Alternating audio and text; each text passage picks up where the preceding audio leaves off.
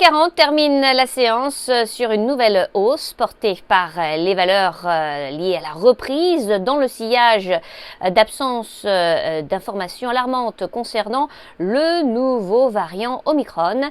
Parmi les valeurs qui se sont distinguées ce mardi, on retrouve Safran. Le motoriste et équipementier aéronautique est entré en négociation exclusive pour l'acquisition de la société Orolia, spécialiste des horloges atomiques, auprès d'Eurazeo et des fondateurs et dirigeants.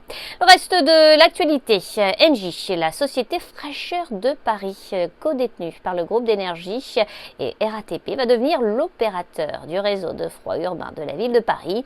La concession d'une durée de 20 ans couvrira la production, le stockage, le transport et la distribution d'énergie frigorifique de la ville.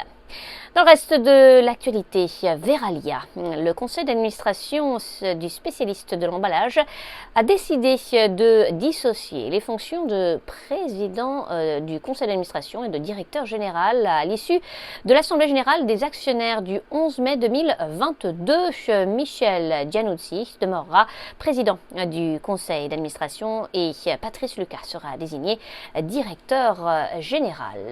Airbus, l'avionneur, a signé un contrat avec l'Agence spatiale européenne portant sur la construction de la mission Ariel pour un montant d'environ 200 millions d'euros.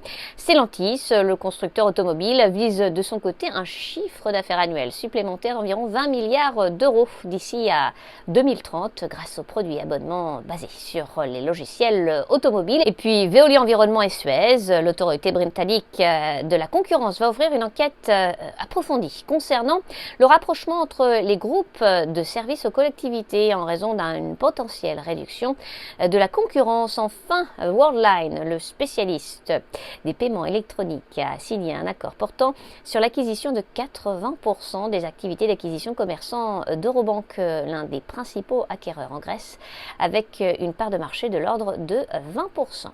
À New York, Sabrina Cagliesi pour Trading Central. Je vous souhaite une très belle fin de journée à tous. À demain.